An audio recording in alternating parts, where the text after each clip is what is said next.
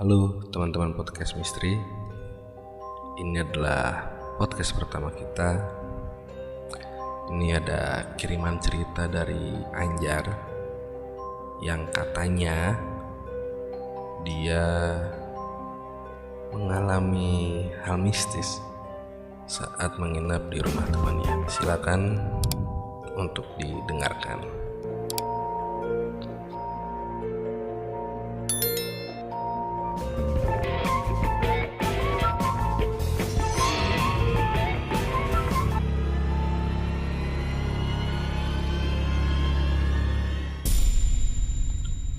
Halo, nama saya Anjar.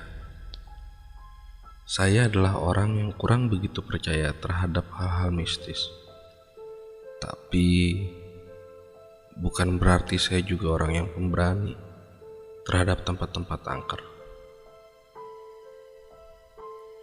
Saya selalu berpikir bahwa semua ketakutan itu adalah sugesti selama saya hidup sebelum peristiwa ini.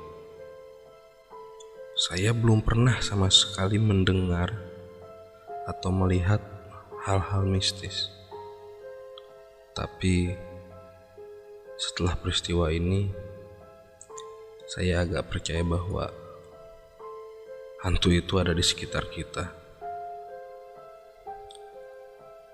Awal kisah cerita ini memang terjadi saat saya baru selesai pulang kerja. Saat itu saya sedang mengerjakan sebuah event yang kebetulan memang selesainya cukup larut.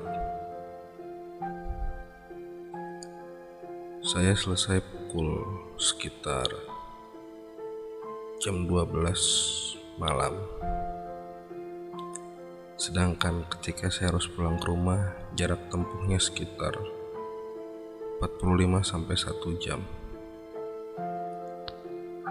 Namun karena memang sudah terlalu larut, saya pun memutuskan untuk menginap di rumah teman. Sebut saja namanya Yordan. Yor, gua nginep di rumah lu ya? Sok aja, tapi gue mau keluar kota. Waduh, ya udah lu bawa aja nih kuncinya. Anjir, gue sendirian dong. Yordan pun menyuruh saya untuk mengajak Rian. Rian adalah salah satu teman kami yang memang biasa nginep bareng.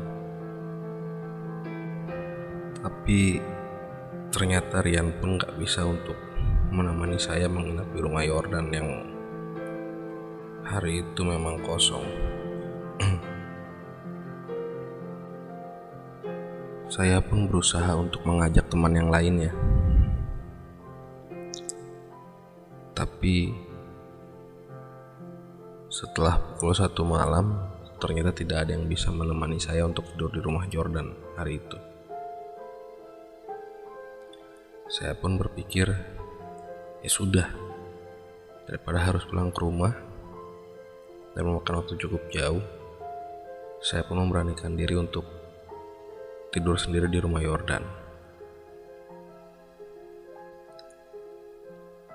Sesampainya di rumah Yordan, saya pun sempat ragu untuk masuk. Akhirnya saya pun memberanikan diri untuk masuk ke rumah Yordan. Saat membuka pintu rumah, hawa merinding pun datang. Mungkin karena faktor ketakutan saya yang harus sendirian tidur di rumah orang. Lantas saya pun berpikir, baru sampai depan pintu saja saya sudah merinding, apalagi harus naik ke kamar atas. Tapi mau tidak mau saya pun harus naik ke kamar atas untuk segera bisa beristirahat. Posisi pintu kamar memang berdepan-depan dengan pintu menuju rooftop. Saya pun masuk ke kamar dan mencoba untuk istirahat. Selang waktu 15 menit, terdengar suara pintu yang dibanting cukup kencang. Di situ saya mulai merinding, tapi saya berpikir bahwa mungkin saja kucing ataupun tikus.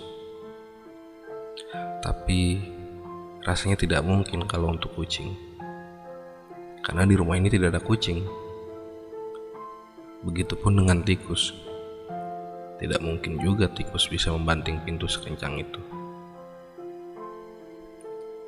Saya pun lebih memilih untuk diam di kamar dan tidak menghiraukan suara pintu itu.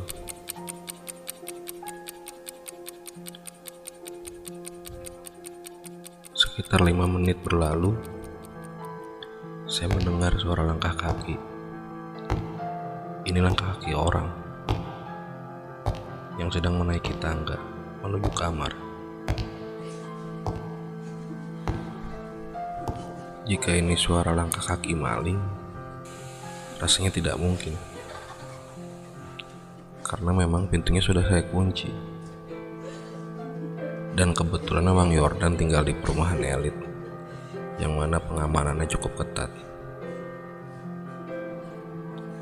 Saya pun hanya bisa berdiam diri di sudut kamar sambil memegang bantal. Dan suara langkah itu tidak hilang. Saya lihat jam di handphone, sudah menunjukkan pukul 2:30. Suara langkah kaki itu pun hilang. Tapi tak lama,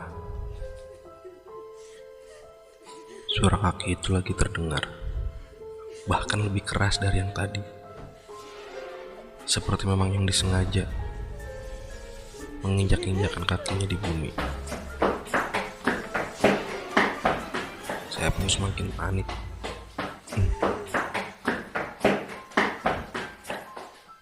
Hentakan kaki itu cukup lama terdengar, sampai saya pun tertidur.